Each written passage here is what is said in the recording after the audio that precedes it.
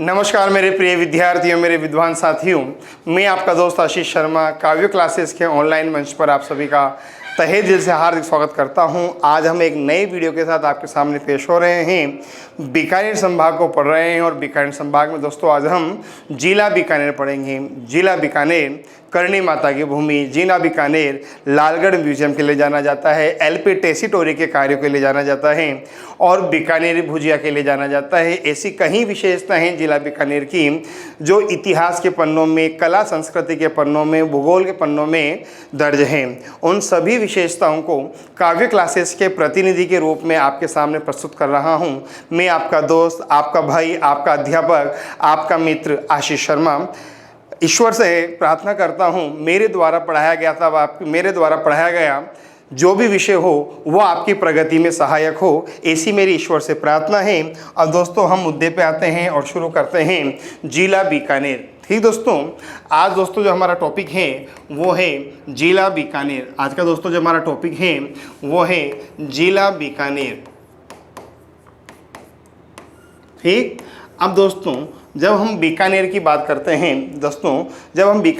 करते हैं तो सबसे पहले बात आती है कि बीकानेर की स्थापना कब हुई। जब हम बीकानेर की बात करते हैं तो बात आती है कि बीकानेर की स्थापना कब हुई और किसके द्वारा की गई। तो दोस्तों ध्यान रखना, जो बीकानेर है ना, इस बीकानेर की स्थापना हुई थी 1488 ईस्वी में। जो बीकानेर है, इस बीकानेर की साहब आपकी स्थापना कब हुई थी? 1488 ईस्वी में।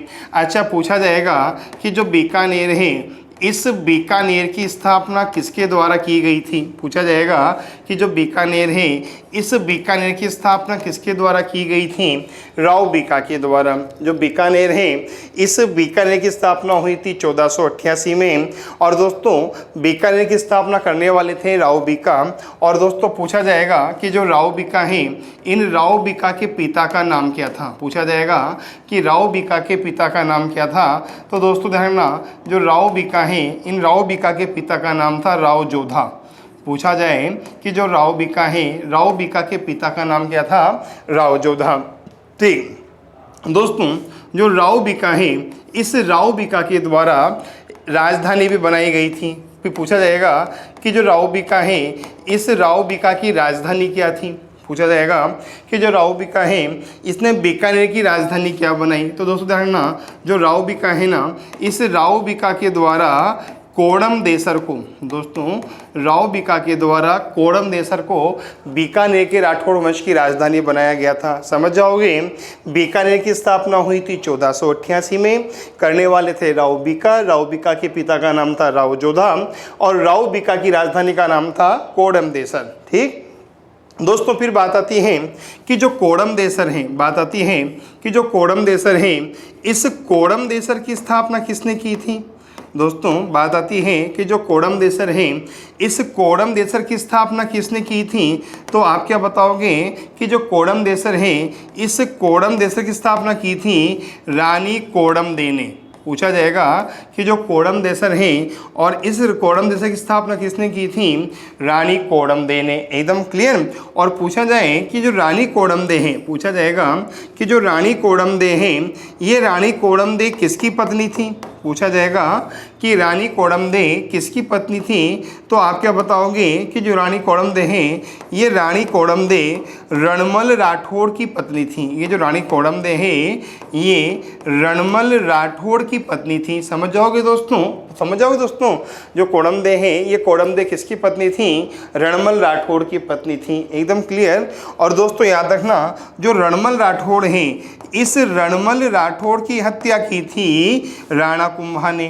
ठीक दोस्तों, पूछा जाएगा कि जो रणमल राठौड़ है, इस रणमल राठौड़ की हत्या किसने की थी? राणा कुंभा ने। क्लियर।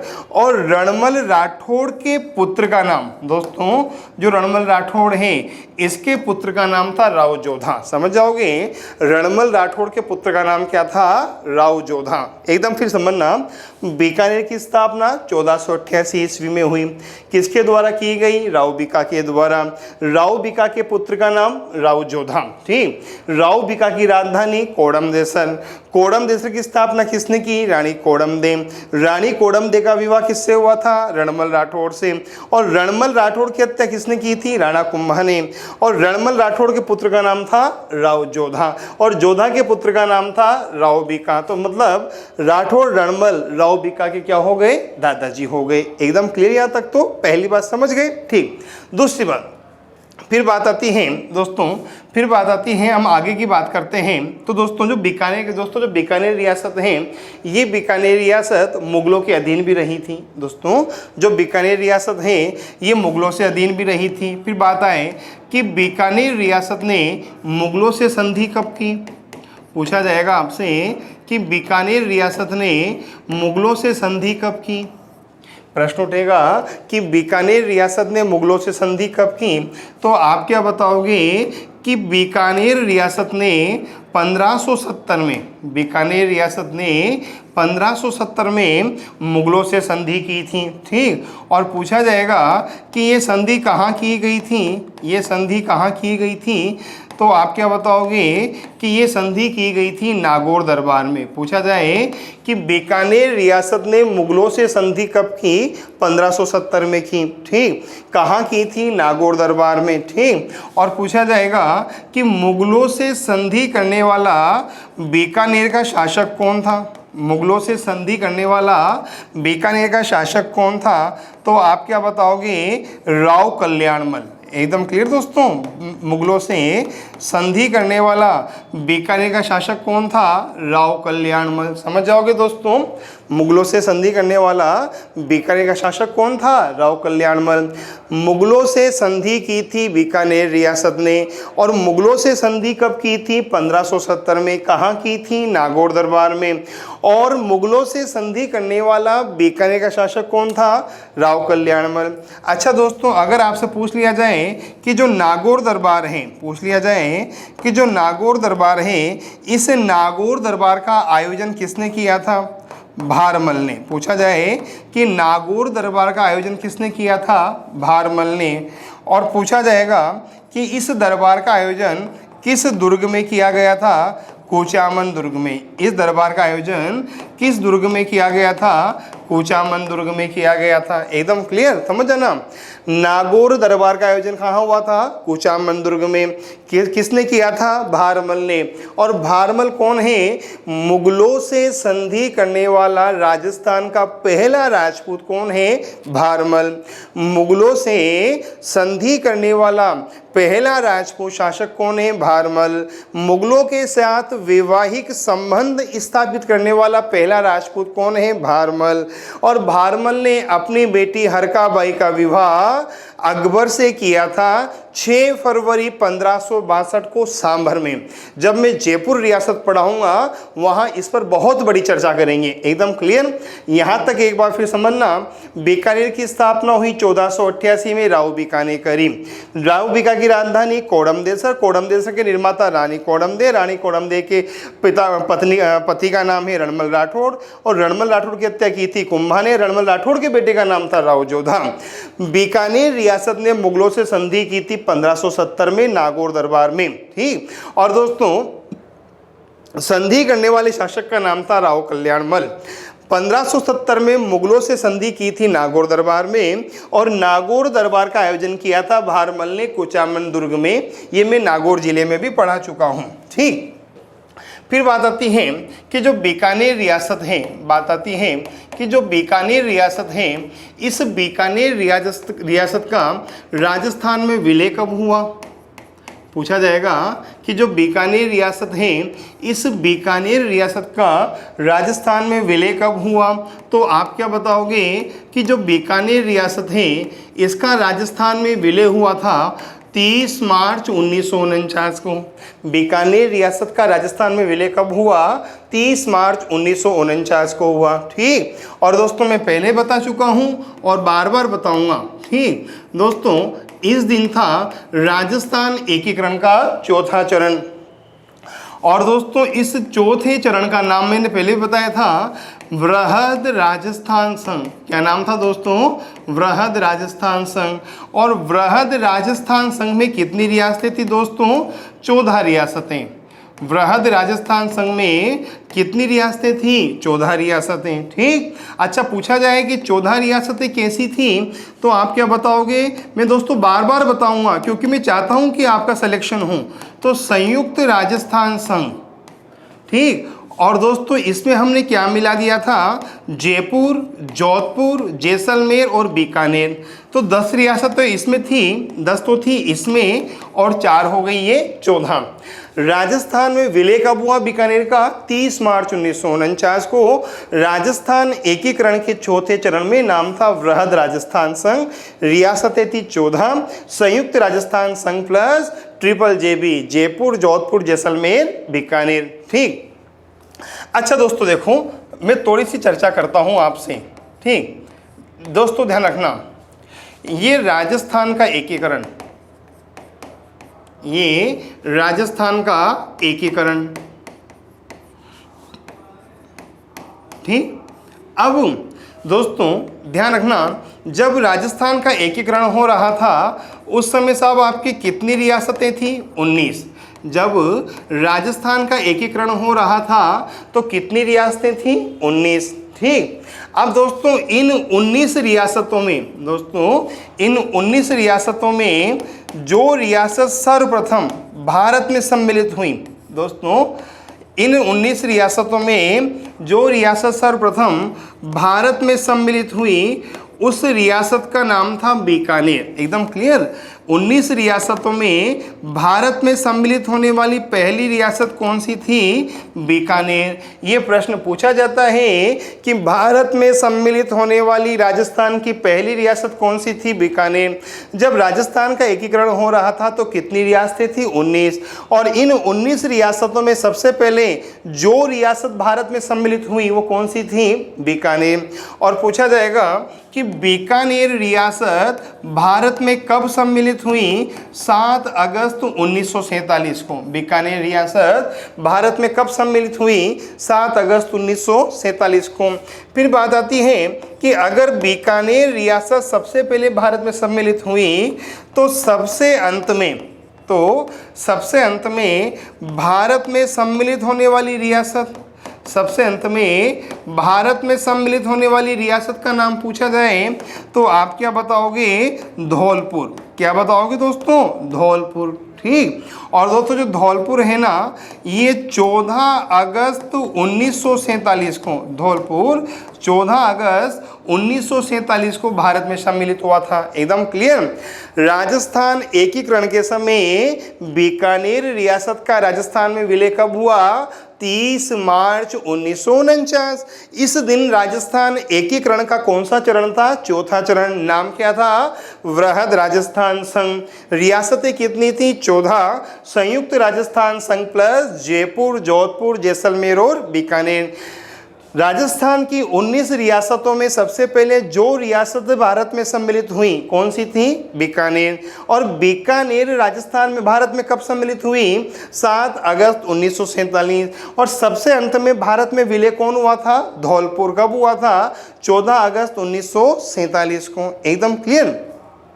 अच्छा, फिर बात आती है दोस्तों, फिर बात आती है कि जब बीकानेर रियासत, दोस्तों बात आती है कि जब बीकानेर रियासत राजस्थान में सम्मिलित, भारत में सम्मिलित हुई, जब बीकानेर रियासत भारत में सम्मिलित हुई तो उस समय यहाँ का शासक कौन था?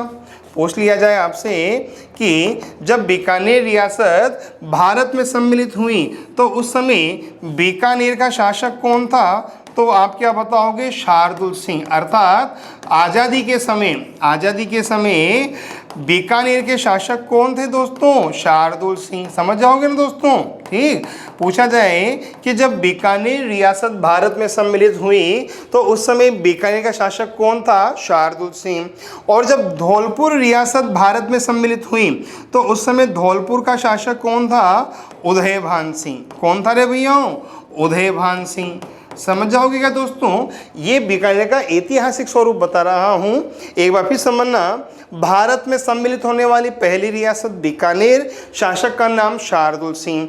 भारत में सम्मिलित होने वाली अंतिम रियासत धौलपुर, शासक का नाम उदयभान सिंह।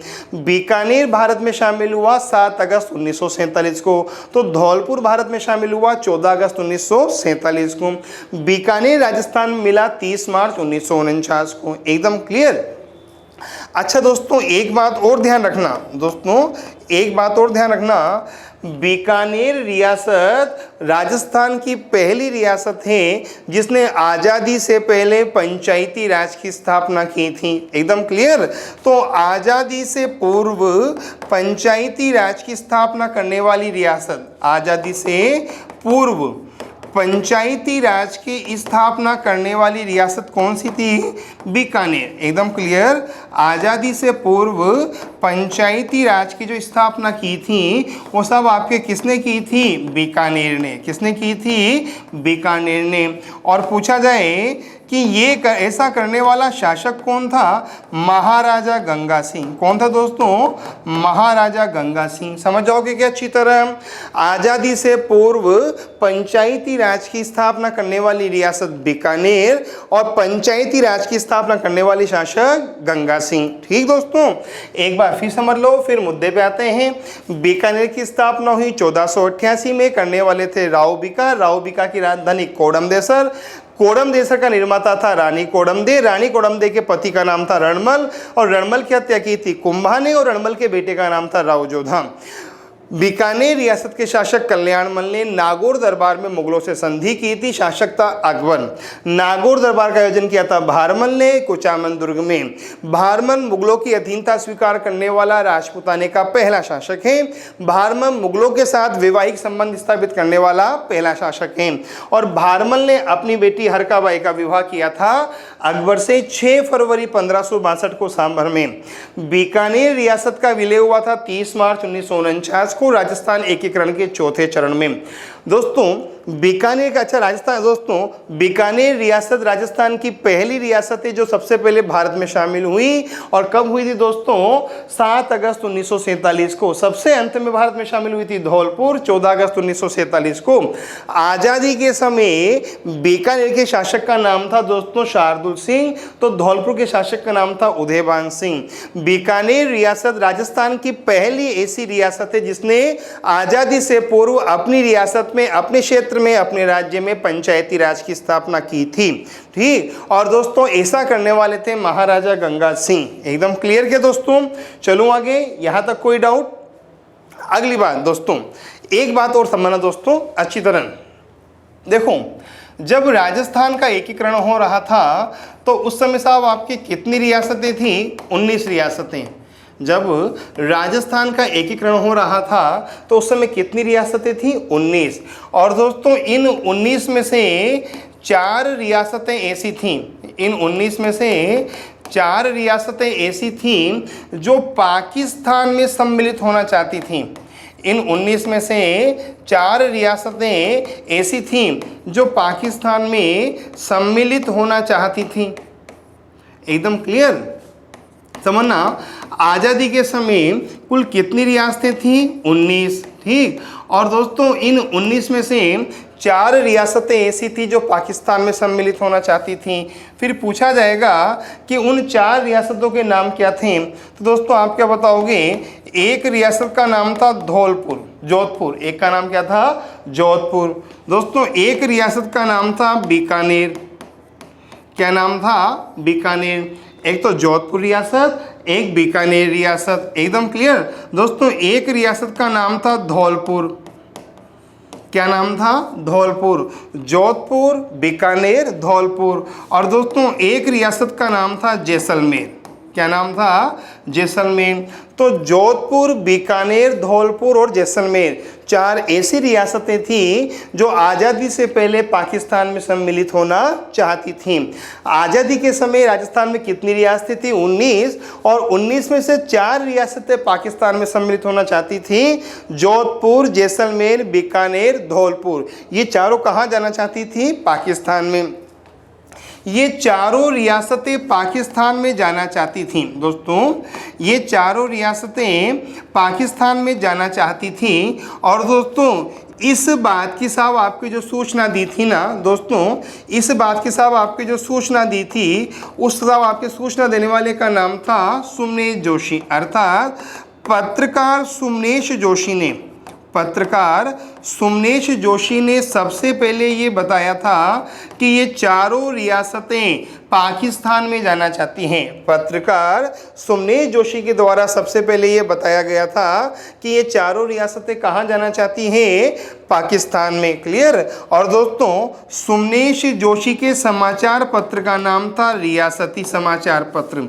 जो सोमनेश जोशी हैं इनके समाचार पत्र का नाम था रियासती समाचार पत्र। एकदम क्लियर।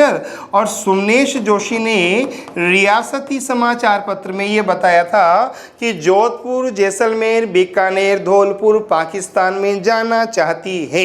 एकदम क्लियर यहाँ तक। तो दोस्तों अगली बार दोस्तों ध्यान रखना दोस्तों, ये वही सोमनेश जोशी हैं दोस्तों, ये वही सोमनेश जोशी हैं जिन्होंने नीमू चढ़ा कांड को, यह वही सोमनेश जोशी हैं दोस्तों जिन्होंने नीमू चढ़ा कांड को राजस्थान का जलियांवाला बाग हत्याकांड कहा था। ये वही सोमनेश जोशी हैं दोस्तों जिन्होंने नीमू चढ़ा कांड को राजस्थान का जलियांवाला बाग हत्याकांड कहा था। एकदम क्लियर। ध्यान रखना दोस्तों, ये वही सोमनेश जोशी हैं जिन्होंने नीमू चढ़ा कांड को राजस्थान का जलियांवाला बाग हत्याकांड कहा था। ठीक। और पूछा जाए कि नीमू चढ़ा कांड कब हुआ था, 14 मई 1925 को। पूछा जाएगा कि नीमू चढ़ा कांड कब हुआ था, 14 मई 1925 को। और किस रियासत में हुआ था, अलवर रियासत में। और पूछ लिया जाए कि उस समय अलवर के शासक कौन थे, तो आप क्या बताओगे, जय सिंह।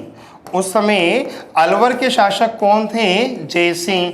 और दोस्तों ये वही जय सिंह हैं जिन्होंने भीमराव अंबेडकर के साथ, दोस्तों ये वही जय सिंह हैं जिन्होंने भीमराव अंबेडकर के साथ गोलमेज सम्मेलन में भाग लिया था। ध्यान रखना दोस्तों, ये वही जय सिंह हैं जिन्होंने भीमराव अंबेडकर के साथ गोलमेज सम्मेलन में भाग लिया था। समझ जाओगे अच्छी तरह। एकीकरण के समय 19 रियासतें थीं और दोस्तों इन 19 में से 4 रियासतें पाकिस्तान में जाना चाहती थी, जोधपुर, जैसलमेर, बीकानेर, धौलपुर। ये चारों रियासतें पाकिस्तान में जाना चाहती है। बात किसने बताई थी, सोमनेश जोशी ने। किस अखबार में, रियासती समाचार पत्र में। और सोमनेश जोशी के द्वारा ही नीमू चढ़ा कांड को राजस्थान का जलियांवाला बाग हत्याकांड कहा गया था। नीमू चढ़ा कांड हुआ था 14 मई 1925 को अलवर में और शासक का नाम था जय सिंह। और दोस्तों ये वही जय सिंह है जिन्होंने पहले गोलमेज सम्मेलन में भाग लिया था भीमराव अंबेडकर के साथ। समझ जाओगे अच्छी तरह। अब दोस्तों आगे की बात करते हैं। ठीक। फिर दोस्तों बात आती है कि जो बीकानेर रियासत है, इस बीकानेर रियासत के उपनाम क्या क्या हैं। फिर बात आती है कि जो बीकानेर रियासतें हैं, इस बीकानेर रियासत के उपनाम क्या क्या हैं। तो दोस्तों जो बीकानेर रियासत है ना, इस बीकानेर रियासत का एक उपनाम है राती घाटी। जो बीकानेर रियासत है इसका एक उपनाम क्या है, राती घाटी। ठीक दोस्तों, जो बीकानेर रियासत है इसका दोस्तों एक नाम है जांगल प्रदेश। एकदम क्लियर दोस्तों, जो बीकानेर रियासत है, इस बीकानेर रियासत का एक नाम है जांगल प्रदेश। एकदम क्लियर। जो बीकानेर रियासत है, इस बीकानेर रियासत का एक नाम क्या है, जांगल प्रदेश। और दोस्तों जो बीकानेर रियासत है, इस बीकानेर रियासत का एक नाम है ऊंटों का देश। एकदम क्लियर। बीकानेर रियासत के 3 नाम हैं, राती घाटी, जांगल प्रदेश और ऊंटों का देश। समझ जाओगे। बीकानेर रियासत के 3 नाम हैं, राती घाटी, जांगल प्रदेश और ऊंटों का देश। क्लियर। अब दोस्तों अगर बीकानेर रियासत का नाम जांगल प्रदेश है तो बीकानेर में एक शासक हुआ है और उसे कहा जाता है जांगलदर बादशाह। एकदम क्लियर। अगर बीकानेर का नाम जांगल प्रदेश है तो बीकानेर में एक शासक हुए हैं जिन्हें कहा जाता है जांगलदर बादशाह। और पूछा जाए कि जांगलदर बादशाह किसे कहा जाता है, तो दोस्तों बीकानेर के शासक कर्ण सिंह को जांगलदर बादशाह कहा जाता है। समझ जाओगे ना, बीकानेर का नाम है जांगल प्रदेश और जांगल प्रदेश में साहब आपके शासक हुआ था कर्ण सिंह, और इस कर्ण सिंह को क्या कहा जाता है, जांगलदर बादशाह। और पूछा जाए कि कर्ण सिंह को जांगलदर बादशाह की उपाधि किसने दी थी, औरंगजेब ने। एकदम क्लियर, कर्ण सिंह को जांगलदर बादशाह की उपाधि किसने दी थी, औरंगजेब ने। किसने दी दोस्तों, औरंगजेब ने। समझ जाओगे ना। बीकानेर का नाम राती घाटी, जांगल प्रदेश और ऊंटों का देश। बीकानेर को जांगल प्रदेश कहा जाता है तो बीकानेर के शासक है कर्ण सिंह, तो कर्ण सिंह क्या कहलाएंगे, जांगलदर बादशाह, और इन्हें जांगलदर बादशाह कहा था औरंगजेब ने। ठीक दोस्तों, ये कर्ण सिंह आपके 2 बार काम आएंगे। दोस्तों जो कर्ण सिंह है ना, ये आपके 2 बार काम आएंगे। पहला काम दोस्तों, ये वही कर्ण सिंह हैं जिन्होंने करणी माता का मंदिर बनाया था। दोस्तों ये वही कर्ण सिंह हैं जिन्होंने करणी माता का मंदिर बनाया था। एकदम क्लियर। जो दोस्तों बीकानेर में करणी माता का मंदिर है ना, इस करणी माता का जो मंदिर है इसका निर्माण किसने कराया था, कर्ण सिंह ने। ठीक, और दोस्तों जो कर्ण सिंह हैं इन्होंने मतीरे की राड़ में भी भाग लिया था। दोस्तों जो कर्ण सिंह हैं इनके द्वारा मतीरे की राड़ नामक युद्ध लड़ा गया था। एकदम क्लियर।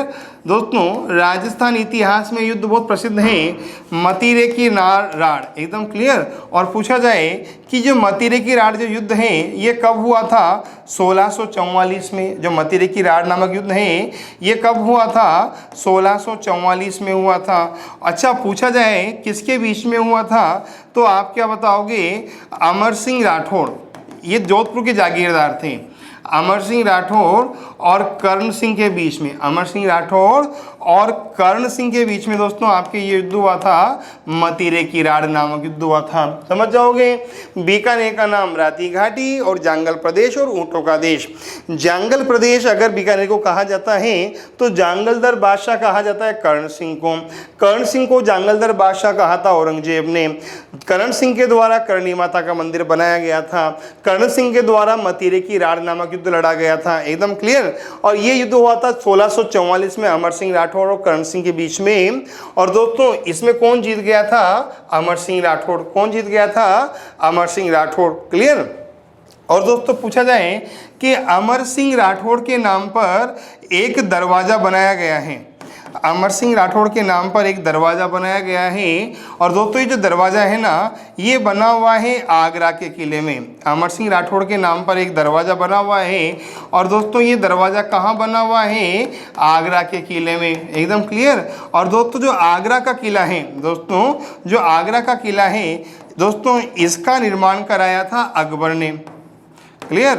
दोस्तों जो आगरा का किला है इसका निर्माण किसने कराया था, अकबर ने। ठीक। और दोस्तों जो आगरा है, दोस्तों जो आगरा है, इस आगरा का निर्माण कराया था दोस्तों आपके, दोस्तों जो आगरा है इस आगरा का निर्माण कराया था सिकंदर लोधी ने। समझ जाओगे ना। आगरा का किला तो बनाया है अकबर ने, और आगरा दोस्तों साहब आपकी जो आगरा है इसकी स्थापना किसने की थी, सिकंदर लोधी ने। और पूछा जाए कि सिकंदर लोधी ने आगरा की स्थापना कब की थी, 1504 में। सिकंदर लोधी ने आगरा की स्थापना कब की थी, 1504 में। और दोस्तों जो सिकंदर लोधी है ना, ये सिकंदर लोधी साहब आपके गुल रुखी के नाम से कविताएं लिखा करता था। एकदम क्लियर। जो सिकंदर लोधी है ये गुल रुखी के नाम से कविताएं लिखा करता था। समझ जाओगे क्या अच्छी तरह। चलो आगे। बीकानेर का उपनाम क्या हुआ, राती घाटी, जांगल प्रदेश और ऊंटों का देश। जांगल प्रदेश की पूरी कहानी समझ गई, ऊंटों का देश समझ गए होंगे आप। एकदम क्लियर। चलूँ आगे यहाँ तक। ठीक। अब दोस्तों फिर बात आती है कि जो बीकानेर है इस बीकानेर की भौगोलिक स्थिति क्या है। फिर बात आती है कि जो बीकानेर है इस बीकानेर की भौगोलिक स्थिति क्या है। तो आप क्या बताओगे कि जो बीकानेर है ना, ये बीकानेर उत्तर पश्चिमी राजस्थान में आता है। जो बीकानेर है ये सब कहाँ आता है, उत्तर पश्चिमी राजस्थान में आता है। पूछा जाए कि जो बीकानेर है ये कहाँ आता है, उत्तर पश्चिमी राजस्थान में। क्लियर। अच्छा दोस्तों एक बात और ध्यान रख लेना, ठीक, बीकानेर जिला राजस्थान का एकमात्र जिला है जो उत्तर पश्चिम राजस्थान में आता है। एकदम क्लियर। तो उत्तर पश्चिम क्षेत्र में स्थित, उत्तर पश्चिम क्षेत्र में स्थित राजस्थान का एकमात्र जिला, उत्तर पश्चिम क्षेत्र में स्थित राजस्थान का एकमात्र जिला कौन सा होगा दोस्तों, बीकानेर। ये प्रश्न सेकंड ग्रेड 2012 में पूछा जा चुका है। एकदम क्लियर। उत्तर पश्चिम क्षेत्र में स्थित राजस्थान का एकमात्र जिला कौन सा होगा रे दोस्तों, तो आप क्या बताओगे, बीकानेर। बीकानेर जिला राजस्थान का एकमात्र ऐसा जिला है जो उत्तर पश्चिमी राजस्थान में आता है। ठीक। अच्छा दोस्तों आप समझ भी लेना, देख लीजिए दोस्तों, देख लीजिए अच्छी तरह समझना। ठीक दोस्तों, उत्तर में तो क्या है, गंगानगर, पश्चिम में क्या है, जैसलमेर। उत्तर में तो है गंगानगर, पश्चिम में है जैसलमेर। और ये कौन सी दिशा हुई, उत्तर पश्चिम। और उत्तर पश्चिम में क्या है दोस्तों, बीकानेर। उत्तर पश्चिम में क्या है, बीकानेर। और उत्तर पश्चिमी राजस्थान में स्थित राजस्थान का एकमात्र जिला कौन सा होगा, बीकानेर। समझ जाओगे ना। ये प्रश्न दोस्तों आपके आ चुका है सेकंड ग्रेड 2012 में। एकदम क्लियर। अच्छा दोस्तों फिर बात आती है कि जो बीकानेर है, इस बीकानेर की जनसंख्या कितनी है। पूछा जाएगा कि बीकानेर की जनसंख्या कितनी है, तो आप क्या बताओगे कि वर्ष 2011 के अनुसार जो बीकानेर है ना, इसकी जनसंख्या है 23,63,000। दोस्तों वर्ष 2011 के अनुसार जो बीकानेर की जनसंख्या है ना, वो है 23,63,937। कितनी है दोस्तों, 23,63,937। एकदम क्लियर। और पूछा जाएगा कि वर्ष 2011 के अनुसार बीकानेर का जनसंख्या घनत्व कितना है। वर्ष 2011 के अनुसार बीकानेर का जनसंख्या घनत्व कितना है। तो दोस्तों ध्यान रखना, वर्ष 2011 के अनुसार यहाँ का जो जनसंख्या घनत्व है वो है 78 व्यक्ति प्रति वर्ग किलोमीटर। कितना है, 78 व्यक्ति प्रति वर्ग किलोमीटर। अच्छा पूछ लिया जाए कि वर्ष 2011 के अनुसार बीकानेर का लिंगानुपात कितना है, तो आप क्या बताओगे कि वर्ष 2011 के अनुसार बीकानेर का लिंगानुपात है 905। कितना है दोस्तों, 905। अच्छा पूछ लिया जाए कि साक्षरता का प्रतिशत कितना है बीकानेर में 2011 के अनुसार, तो दोस्तों आप क्या बताओगे कि यहाँ साक्षरता का प्रतिशत है 65.1%। यहाँ साक्षरता का प्रतिशत कितना है, 65.1%। समझ जाओगे। वर्ष 2011 के अनुसार यहाँ साक्षरता का प्रतिशत कितना है, 65.1%। ठीक। अच्छा पूछा जाए कि बीकानेर जिले का क्षेत्रफल कितना है। पूछा जाएगा कि बीकानेर जिले का क्षेत्रफल कितना है, तो आप क्या बताओगे, 27,244 वर्ग किलोमीटर। 27,244 वर्ग किलोमीटर बीकानेर जिले का क्षेत्रफल है वर्ष 2011 के अनुसार। वर्ष 2011 के अनुसार 27,244 वर्ग किलोमीटर। दोस्तों ध्यान रखना, क्षेत्रफल के आधार पर, दोस्तों याद रखना, क्षेत्रफल के आधार पर राजस्थान का सबसे बड़ा जिला है जैसलमेर। एकदम क्लियर। क्षेत्रफल के आधार पर राजस्थान का सबसे बड़ा जिला है जैसलमेर। क्षेत्रफल के आधार पर राजस्थान का दूसरा सबसे बड़ा जिला है बाड़मेर। और क्षेत्रफल के आधार पर राजस्थान का तीसरा सबसे बड़ा जिला है बीकानेर। समझ जाओगे ना। तो बीकानेर क्षेत्रफल के आधार पर राजस्थान का तीसरा सबसे बड़ा जिला है। ठीक। क्षेत्रफल के आधार पर सबसे बड़ा जिला जैसलमेर, दूसरा सबसे बड़ा जिला बाड़मेर, और तीसरा सबसे बड़ा जिला कौन सा होगा, बीकानेर। कौन सा होगा, बीकानेर। तो क्षेत्रफल के आधार पर दोस्तों जो बीकानेर है ना, ये राजस्थान का तीसरा सबसे बड़ा जिला है। समझ जाओगे ना दोस्तों, क्षेत्रफल के आधार पर जो बीकानेर है ना, ये राजस्थान का तीसरा सबसे बड़ा जिला है। समझ गए। जनसंख्या कितनी है? 23,63,937।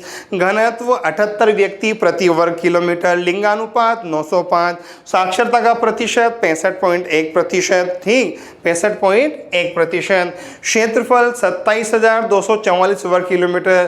क्षेत्रफल के आधार पर बीकानेर राजस्थान का तीसरा सबसे बड़ा जिला है।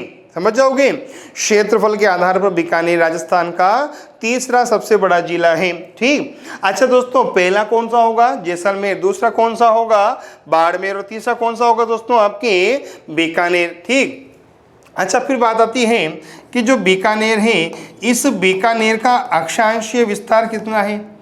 पूछा जाएगा कि बीकानेर का अक्षांशीय विस्तार कितना है, तो आप क्या बताओगे? 27 डिग्री 11 मिनट से लेकर 20 डिग्री 03 मिनट इसका अक्षांशीय विस्तार है। एकदम क्लियर। 27 डिग्री 11 मिनट से लेकर 20 डिग्री 3 मिनट इसका अक्षांशीय विस्तार है। एकदम क्लियर। अच्छा, फिर बात आती है कि बीकानेर का देशांतरीय विस्तार कितना है? पूछा जाएगा कि बीकानेर का देशांतरीय विस्तार कितना है, तो आप क्या बताओगे कि जो बीकानेर है ना, इसका देशांतरीय विस्तार है 71 डिग्री 54 मिनट से लेकर 74 डिग्री 12 मिनट पूर्वी देशांतर। समझ जाओगे, ये इसका देशांतरीय विस्तार है। समझ गए। अक्षांश विस्तार 27 डिग्री 11 मिनट से लेकर 20 डिग्री 3 मिनट उत्तरी अक्षांश। देशांतरीय विस्तार 71 डिग्री 54 मिनट से लेकर 74 डिग्री 12 मिनट पूर्वी देशांतर। साहब, आपके ये बीकानेर जिले का देशांतर और अक्षांश विस्तार है। एकदम क्लियर दोस्तों यहाँ तक। चलो आगे। फिर बात आती है कि बीकानेर के साहब आपकी स्थिति क्या है। बात आती है कि बीकानेर के साहब आपके भौगोलिक बनावट कैसी है, तो साहब समझना, पूछा जाएगा कि बीकानेर की भौगोलिक बनावट कैसी है, तो दोस्तों साहब समझना, ये जिला बीकानेर, ये जिला बीकानेर दोस्तों, इस बीकानेर के साहब आपके दक्षिण दिशा में एक तो है नागौर। इस बीकानेर के दक्षिण दिशा में साहब आपके एक तो है नागौर और एक है जोधपुर। समझना दोस्तों, जो बीकानेर है, इस बीकानेर के दक्षिण दिशा में दो जिले हैं, नागौर और जोधपुर। दोस्तों, इस बीकानेर के पूर्व दिशा में एक जिला है और उसका नाम है चूरू। क्या नाम है? चूरू। ठीक, और चूरू राजस्थान का सबसे गर्म जिला है, ये मैं बता चुका हूँ। ठीक दोस्तों, इस बीकानेर के उत्तर दिशा में पश्चिम दिशा में एक तो आता है पाकिस्तान। एकदम क्लियर। इस बीकानेर के साथ आपके पश्चिम में एक तो क्या आता है? पाकिस्तान आता है। और दोस्तों, एक कौन सा जिला आता है? जैसलमेर। कौन सा आता है? जैसलमेर। बीकानेर के उत्तर दक्षिण में तो नागौर और जोधपुर, पूरब में चूरू, पश्चिम में पाकिस्तान और जैसलमेर। और दोस्तों, ये हुई उत्तर दिशा। और पूछा जाएगा कि बीकानेर के उत्तर में कौन सा जिला है? गंगानगर। बीकानेर के उत्तर में कौन सा जिला है दोस्तों? गंगानगर। समझ जाओगे ना अच्छी तरह। बीकानेर के पूरब में तो चूरू, पश्चिम में सब आपके क्या होगा दोस्तों? पाकिस्तान और जैसलमेर, उत्तर में गंगानगर और दक्षिण में नागौर और जोधपुर होगा। एकदम क्लियर दोस्तों। अगर यहाँ तक कोई डाउट हो तो तब आप पूछ लीजिए अच्छी तरह। ठीक, चलो आगे दोस्तों। अब दोस्तों हम बात करते हैं बीकानेर के अभयारण्यों की। अब दोस्तों, अब हम बात करते हैं बीकानेर के अभयारण्य की। ठीक, फिर बात आती है कि बीकानेर जिले में कौन सा अभयारण्य पाया जाता है। पूछा जाएगा कि बीकानेर जिले में कौन सा अभयारण्य पाया जाता है, तो आप क्या बताओगे कि बीकानेर जिले में गजनेर अभयारण्य पाया जाता है। दोस्तों, जो बीकानेर है, इस बीकानेर जिले में साहब आपके कौन सा अभयारण्य पाया जाता है? गजनेर अभयारण्य पाया जाता है। अच्छा, फिर बात आती है कि जो गजनेर अभयारण्य है दोस्तों, जो गजनेर अभयारण्य है, ये किस बात के लिए प्रसिद्ध है? पूछा जाएगा कि जो गजनेर अभयारण्य है, ये किस बात के लिए प्रसिद्ध है, तो दोस्तों देखना, गजनेर अभयारण्य रेत के तीतर के लिए प्रसिद्ध हैं। एकदम क्लियर दोस्तों, जो गजनेर अभयारण्य है, ये रेत के तीतर के लिए प्रसिद्ध है। समझ गए दोस्तों। पक्का। और दोस्तों जो तीतर है ना, इस तीतर को कहा जाता है बड़बड़ पक्षी। दोस्तों जो तीतर है इसे साहब आपके क्या कहा जाता है, बड़बड़ पक्षी। ठीक दोस्तों, इस तीतर को साहब आपके इंपीरियल, दोस्तों इस तीतर को इंपीरियल सेंट ग्राउच के नाम से भी जाना जाता है, जाना ना, इस तीतर को इंपीरियल सेंट ग्राउच के नाम से भी जाना जाता है। बीकानेर जिले में कौन सा अभयारण्य पाया जाता है, गजनेर अभयारण्य। ठीक दोस्तों, बीकानेर जिले में कौन सा अभयारण्य पाया जाता है, गजनेर अभयारण्य। और गजनेर अभयारण्य साहब आपके किसके लिए प्रसिद्ध है दोस्तों, आपके तीतर के लिए। तीतर को हम बड़बड़ पक्षी के नाम से भी जानते हैं, जो तीतर है इसे हम जानते हैं बड़बड़ पक्षी के नाम से भी। और दोस्तों इसे वैज्ञानिक भाषा में कहा जाता है इंपीरियल सेंट ग्राउच। क्या कहा जाता है, इंपीरियल सेंट ग्राउच। समझ जाओगे अच्छी तरह।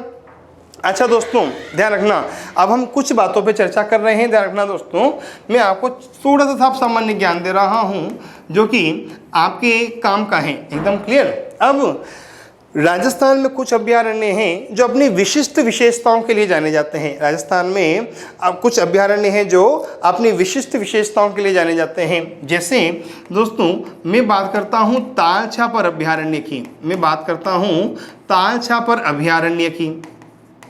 ठीक, मैं बात कर रहा हूँ ताल छापर अभयारण्य की।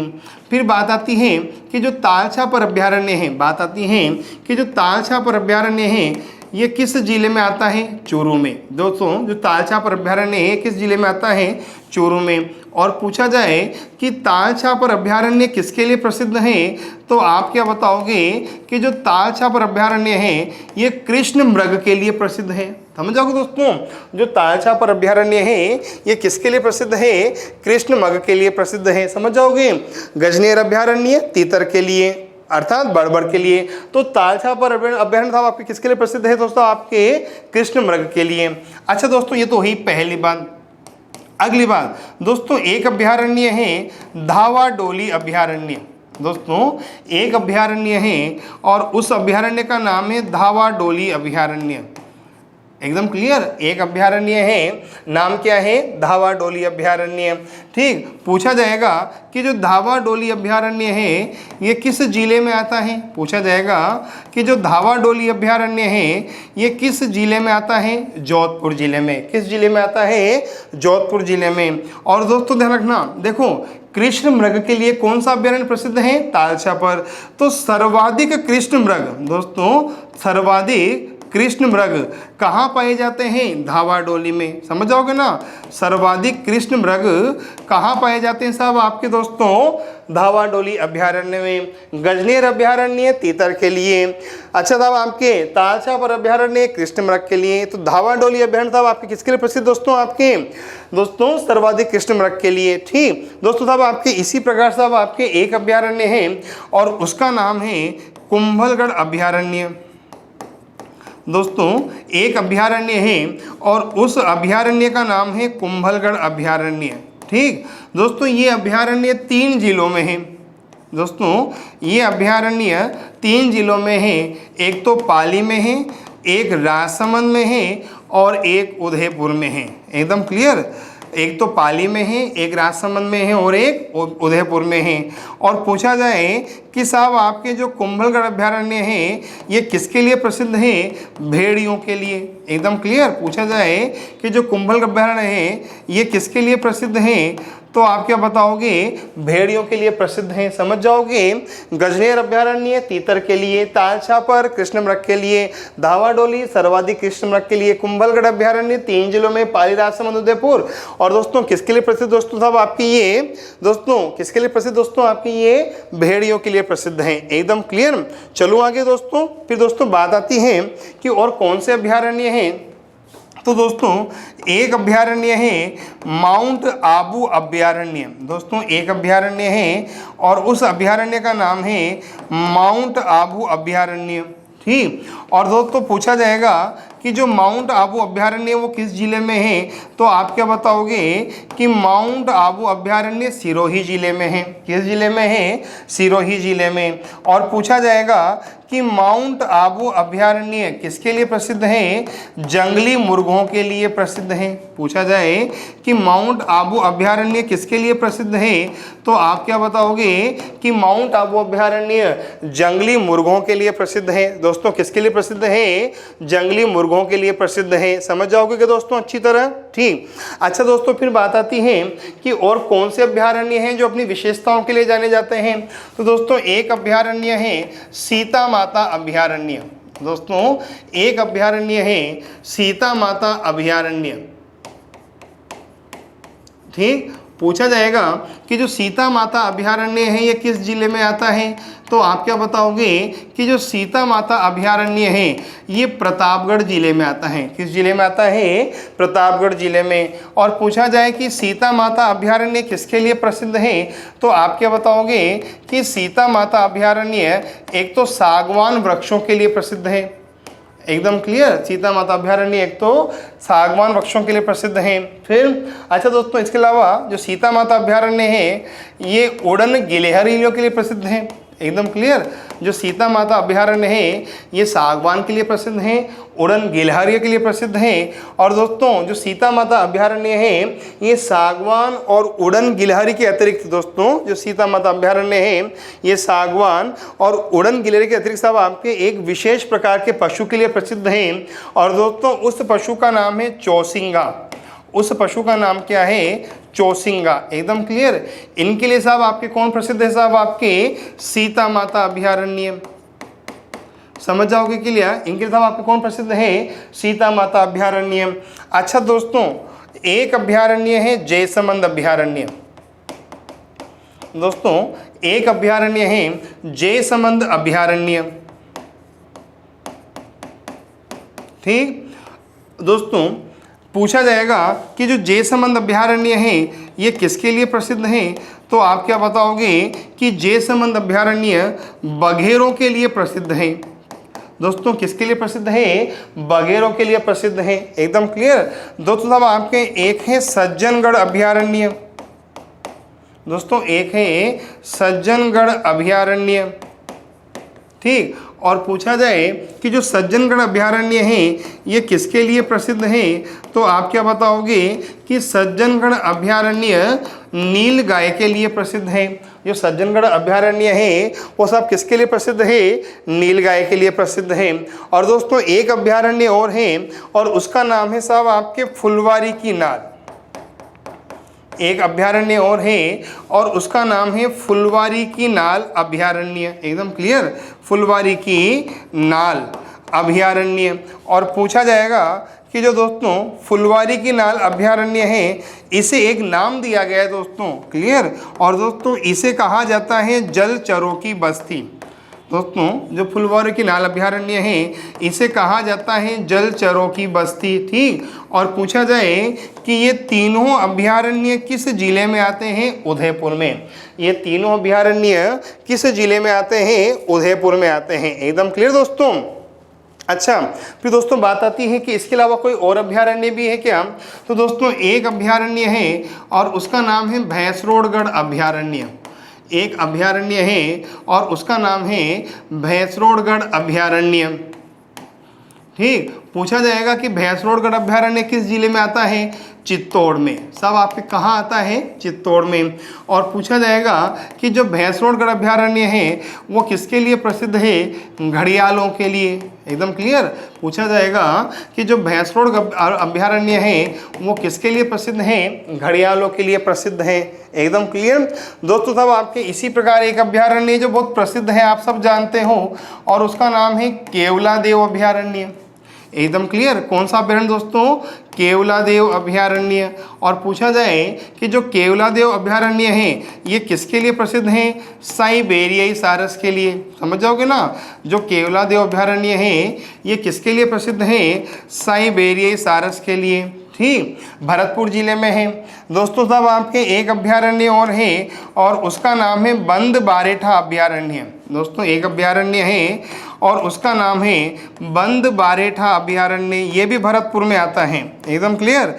केवलादेव और साहब आपके बंद बारेठा साहब आपके कहाँ आता है? भरतपुर में। ठीक, और पूछा जाए कि बंद बारेठा अभ्यारण्य किसके लिए प्रसिद्ध है, तो आप क्या बताओगे कि बंद बारेठा जो अभ्यारण्य है दोस्तों यह जरख के लिए प्रसिद्ध है। एकदम क्लियर दोस्तों, ये किसके लिए प्रसिद्ध है? जरख के लिए। क्लियर दोस्तों, जरख को हम हईना बोलते हैं। क्या बोलते हैं दोस्तों?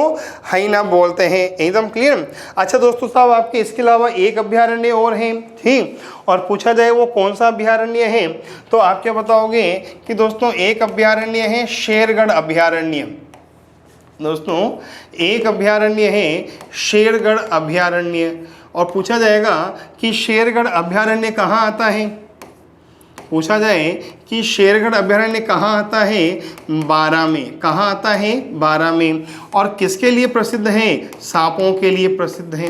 जो शेरगढ़ अभ्यारण्य है ये किसके लिए प्रसिद्ध है दोस्तों? सांपों के लिए प्रसिद्ध है। समझ जाओगे कि अच्छी तरह। ये दोस्तों कुछ अभ्यारण्य थे दोस्तों जो कि साहब आपके अपनी विशेषताओं के लिए जाने जाते हैं। ठीक दोस्तों, जब आपने इतने अभ्यारण्य पढ़ ले हैं तो एक दो और पढ़ लो दोस्तों, यार काम आएंगे आपके। ठीक दोस्तों, देखो मैं ज़्यादा पढ़ाऊंगा कम नहीं पढ़ाऊंगा, आप केवल अपना लेवल बढ़ा के रखना। क्लियर दोस्तों, एक है चंबल घड़ियाल अभ्यारण्य। एकदम क्लियर। एक है चंबल घड़ियाल अभ्यारण्य।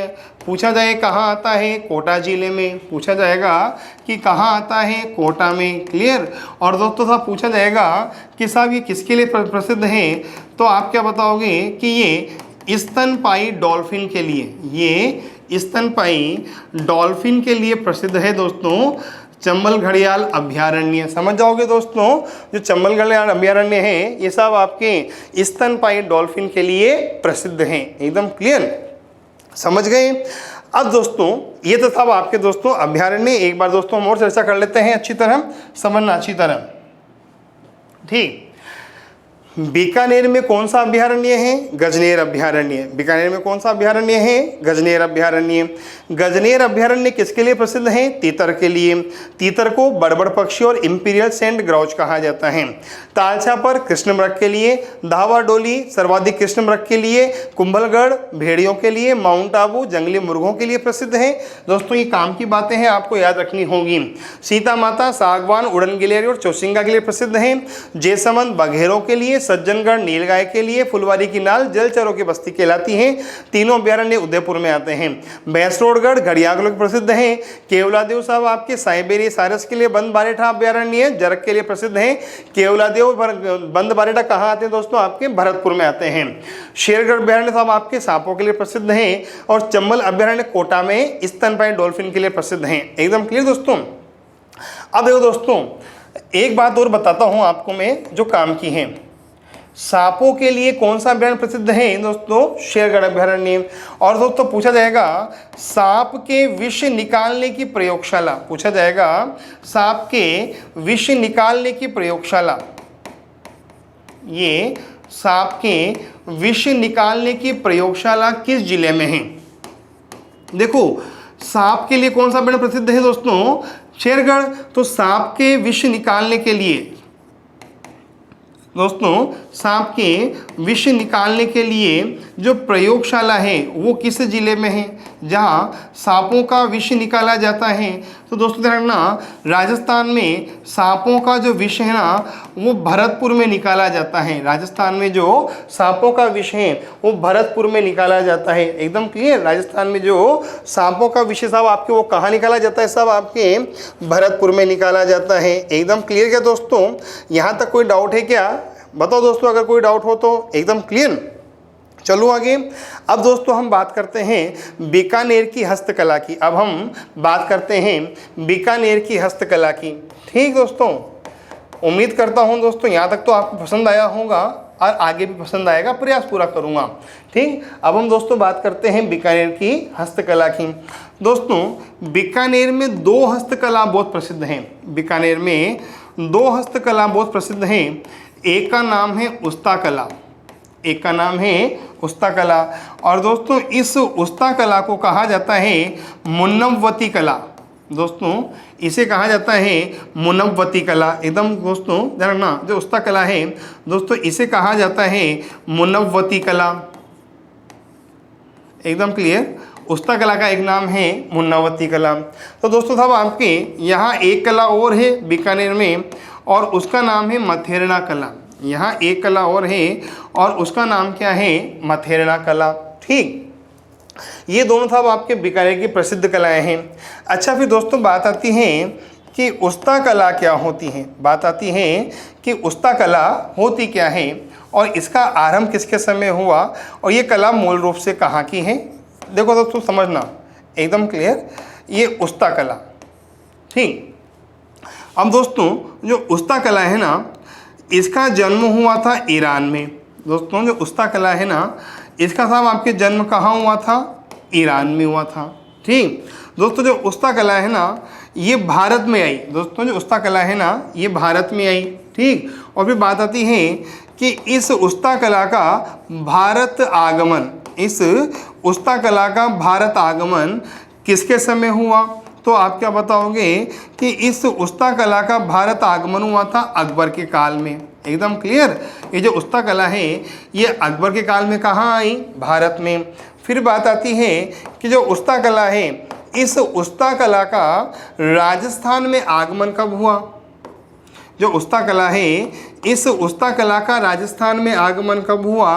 तो दोस्तों आप क्या बताओगे, राय सिंह के शासनकाल में। उस्ता कला का राजस्थान में आगमन कब हुआ, राय सिंह के शासनकाल में। ये सब आपके कहाँ आई थी, तब आपके राजस्थान में आई। उस्ता कला का जन्म ईरान में हुआ, इसका भारत आगमन हुआ अकबर के शासनकाल में, इसका राजस्थान आगमन हुआ राय सिंह के समय। ठीक दोस्तों, ये जो राय सिंह है ना, इस राय सिंह को कहा जाता है राजपूताने का कर्ण। दोस्तों जो राय सिंह है, इस राय सिंह को कहा गया है राजपूताने का कर्ण। और पूछा जाए कि राय सिंह को राजपूताने का कर्ण किसने कहा है, तो आप क्या बताओगे कि राय सिंह को राजपूताने का कर्ण कहा है मुंशी देवी प्रसाद ने। राय सिंह को राजपूताने का कर्ण किसने कहा है, मुंशी देवी प्रसाद ने। समझ जाओगे ना, जो राय सिंह है, इस राय सिंह को राजपूताने का कर्ण किसने कहा है, मुंशी देवी प्रसाद ने। दोस्तों जो मुंशी देवी प्रसाद है ना, ये मुंशी देवी प्रसाद राय सिंह को तो कहते हैं राजपूताने का कर्ण। दोस्तों जो मुंशी देवी प्रसाद हैं, ये राय सिंह को तो बोलते हैं राजपूताने का कर्ण। एकदम क्लियर, समझ दोस्तों, इन्हें तो क्या बोलते हैं, ये राजपूताने का कर्ण। और दोस्तों ये जो मुंशी देवी प्रसाद हैं, ये मुणोत नैन्सी को भी कुछ न कुछ तो बोलते हैं। एकदम क्लियर, ये मुणोत नैन्सी को भी साहब आपके कुछ न कुछ तो बोलते हैं। और दोस्तों मुंशी देवी प्रसाद ने मुणोत नैन्सी को कहा है राजपूताने का अबुल फजल। एकदम क्लियर, समझ जाओगे ना दोस्तों। मुंशी देवी प्रसाद ने दोस्तों मुणोत नैन्सी को क्या बोला है, राजपूताने का अबुल फजल। फिर समझना, उस्ता कला जन्म कहाँ हुआ, ईरान में। भारत आगमन अकबर के समय, राजस्थान आगमन राय सिंह के समय। राय सिंह क्या कहलाते हैं, राजपूताने का कर्ण।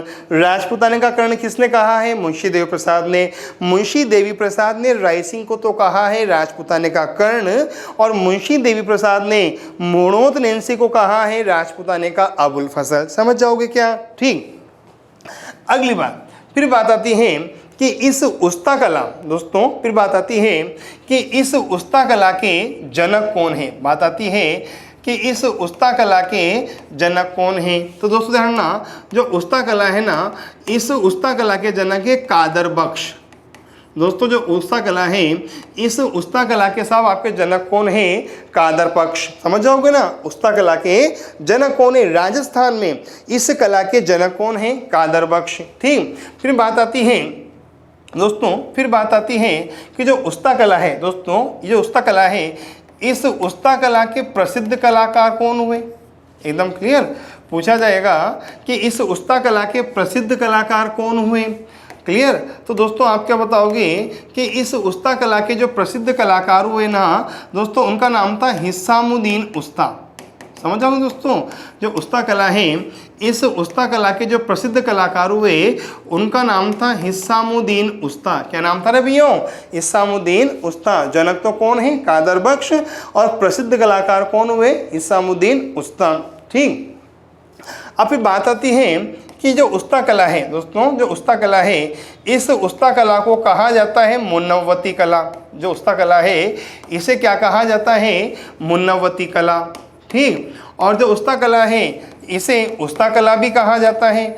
फिर बात आती है कि इसे उस्ता कला तो क्यों बोलते हैं, और दोस्तों इसे मुन्नवती कला क्यों बोलते हैं? एकदम क्लियर। तो दोस्तों ध्यान रखना, इसे मुन्नवती कला क्यों बोलते हैं? क्योंकि मृत ऊंट की, दोस्तों मृत ऊंट की खाल पर, मृत ऊंट की खाल पर दोस्तों बारीक चित्रांकन किया जाता है। एकदम क्लियर।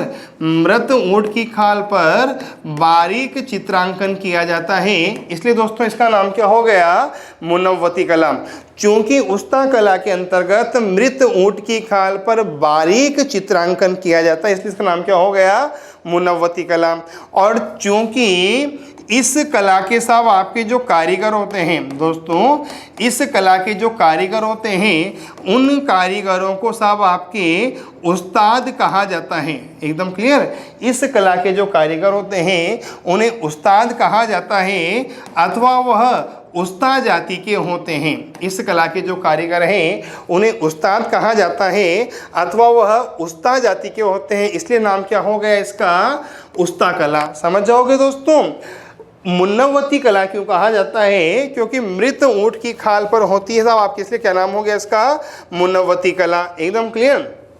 और उस्ता कला क्योंकि उस्ता नामक जाति के द्वारा किया जाता है और इस कला के कारीगरों को उस्ताद कहा जाता है, तो नाम क्या हो गया साहब आपके इसका? उस्ता कला। एकदम क्लियर। अच्छा, पूछा जाएगा कि वर्तमान में उस्ता कला के प्रसिद्ध कलाकार कौन हैं? पूछा जाए कि वर्तमान में उस्ता कला के प्रसिद्ध कलाकार कौन हैं? ठीक, अगर आपसे पूछ लिया जाए कि वर्तमान में उस्ता कला के प्रसिद्ध कलाकार कौन हैं, तो आप क्या बताओगे? एक तो हनीफ और एक ज्योति शर्मा। एक तो हनीफ और एक ज्योति शर्मा वर्तमान में उस्ता कला के प्रसिद्ध कलाकार हैं। हनीफ और ज्योति शर्मा वर्तमान में उस्ता कला के प्रसिद्ध कलाकार हैं। एकदम क्लियर। एक बार दोस्तों फिर समझना अच्छी तरह। ठीक, बीकानेर में दो हस्तकलाएं हैं, एक तो उस्ता कला और एक मथेरना कला।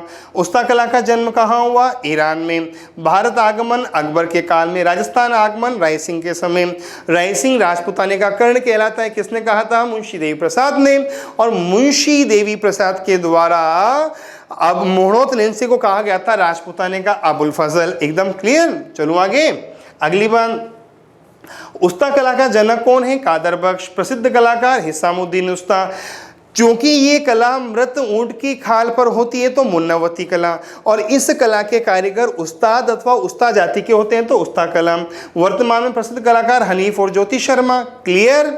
चलो आगे। अच्छा, फिर दोस्तों बात आती है जो दूसरी कला है, उस दूसरी कला का नाम है मथेरना कला।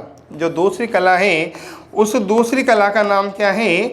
मथेरना कला। समझ जाओगे। ठीक। अच्छा दोस्तों, फिर बात आती है कि जो मथेरना कला है, इस मथेरना कला का आरंभ कब हुआ था? तो दोस्तों ध्यान रखना कि जो मथेरना कला है, इस मथेरना कला का आरंभ हुआ था अनूप सिंह के समय। पूछा जाएगा कि जो मथेरना कला है, इस मथेरना कला का आरंभ कब हुआ था? अनूप सिंह के समय। ठीक। और दोस्तों जो अनूप सिंह है ना, दोस्तों जो अनूप सिंह हैं, इस अनूप सिंह को कहा जाता है माही भरातीव। दोस्तों ध्यान रखना, जो अनूप सिंह हैं, इस अनूप सिंह को साहब आपके कहा जाता है माही भरातीव। समझ जाओगे ना। जो अनूप सिंह है, इस अनूप सिंह का नाम क्या है? माही भरातीव। और दोस्तों दूसरी बात, जो अनूप सिंह हैं, इस अनूप सिंह का साहब आपके जो शासनकाल है ना, वो कहलाता है बीकानेर चित्रशैली का स्वर्णकाल। दोस्तों ना, जो अनूप सिंह है, इस अनूप सिंह का साहब आपके जो शासनकाल है ना, वो कहलाता है बीकानेर चित्रशैली का स्वर्णकाल। समझ जाओगे क्या दोस्तों अच्छी तरह। ठीक। मथेरना कला का आरंभ हुआ था अनूप सिंह के समय। अनूप सिंह क्या कहलाता है? माही भराती। और अनूप सिंह का शासनकाल बीकानेर चित्रशैली का स्वर्णकाल। दोस्तों जो मथेरना कला है ना, ये मथेरना एक जाति है दोस्तों, जो मथेरना ना एक जाति है। और इस मथेरना जाति के द्वारा मांगलिक अवसरों पर, दोस्तों इस मथेरना जाति के द्वारा मांगलिक अवसरों पर दीवारों पर, समझो दोस्तों, इस मथेरना जाति के द्वारा मांगलिक अवसरों पर दीवारों पर लोक देवियों के चित्र बनाए जाते हैं। तब आपके लोक देवियों के चित्र बनाए जाते हैं। एकदम क्लियर? समझ दोस्तों, इस मथेरना जाति के द्वारा मांगलिक अवसरों पर दीवारों पर लोक देवियों के चित्र बनाए जाते हैं और इस कारण कला का नाम क्या हो गया? मथेरना कला। मथेरना कला का आरंभ हुआ अनूप सिंह के समय। अनूप सिंह साहब आपके क्या कहलाता है? दोस्तों जो अनूप सिंह है, ये अनूप सिंह साहब आपके क्या कहलाता है? माही भराती। ठीक। और पूछा जाए कि अनूप सिंह को, दोस्तों जो पूछा जाएगा, अनूप सिंह को माही भराती का नाम किसने दिया था? औरंगजेब ने। पूछा जाएगा कि अनूप सिंह को माही भराती का नाम किसने दिया था? औरंगजेब ने। मथेरना एक जाति है और इस मथेरना जाति के द्वारा मांगलिक अवसर पर दीवारों पर लोक देवी देवताओं के चित्र बनाए जाते हैं, जिसे क्या कहा जाता है साहब? आपके मथेरना कला। ठीक। अब देखो साहब, समझना अच्छी तरह, जिसे हम पश्चिमी राजस्थान में, दोस्तों जिसे हम पश्चिमी राजस्थान में मथेरना कला बोलते हैं, इसे ही दक्षिणी राजस्थान में क्या बोलते हैं? भराड़ी। क्या बोलते हैं? भराड़ी। समझना दोस्तों, देखो एक बात, ये राजस्थान, ठीक। अब इस राजस्थान के दो भाग कर दें। ठीक दोस्तों, ये तो हुआ पश्चिमी राजस्थान। कौन सा राजस्थान? पश्चिमी राजस्थान। और दोस्तों ये हुआ दक्षिणी राजस्थान। क्या हुआ? दक्षिणी राजस्थान। ठीक। अब दोस्तों पश्चिमी राजस्थान में कौन सी कला है? मथेरना। दोस्तों पश्चिमी राजस्थान में कौन सी कला है? मथेरना। तो दक्षिणी राजस्थान में कौन सी कला है? भराड़ी कला। कौन सी कला है? भराड़ी कला। मथेरना कला साहब आपके कौन करती है? मथेरना जाति। साहब आपके कौन करती है? मथेरना जाति।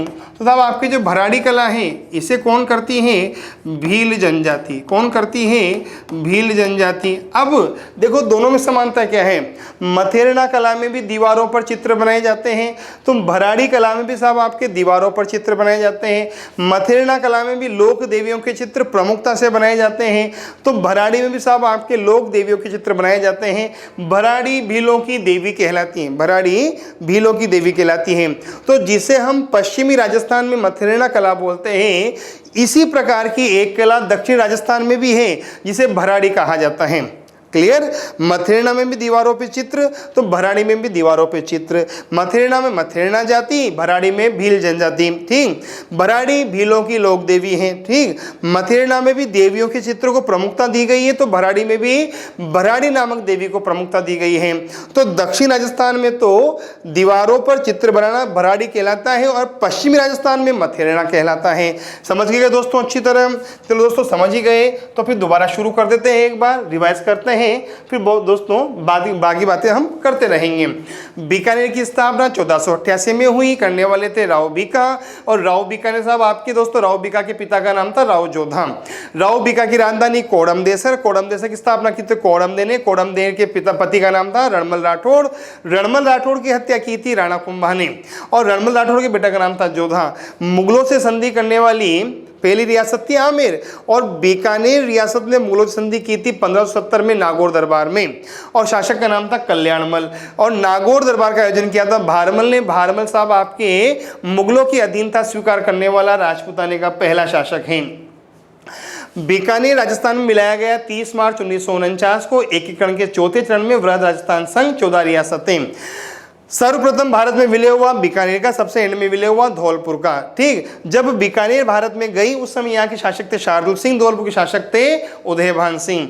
आजादी से पहले पंचायती राज की स्थापना करने वाली रियासत बीकानेर, शासक का नाम था गंगा सिंह। ठीक दोस्तों, पाकिस्तान में सम्मिलित होने वाली पहली रियासत थी दोस्तों, समझना, जोधपुर, जैसलमेर, बीकानेर, धौलपुर 4 ऐसी रियासतें थी जो पाकिस्तान में जाना चाहती थी और ये बात बताई थी सुमनेर जोशी ने रियासती समाचार पत्र में। सुमनेर जोशी के द्वारा ही नीमूचना कांड को जलियांवाला बाग हत्याकांड कहा गया था। क्लियर। और दोस्तों नीमूचना कांड अलवर में हुआ था 14 मई 1925 को जय सिंह के शासनकाल में। जय सिंह भीमराव अंबेडकर के साथ प्रथम गोलमेज सम्मेलन में भाग लेने के लिए इंग्लैंड गए थे। ठीक।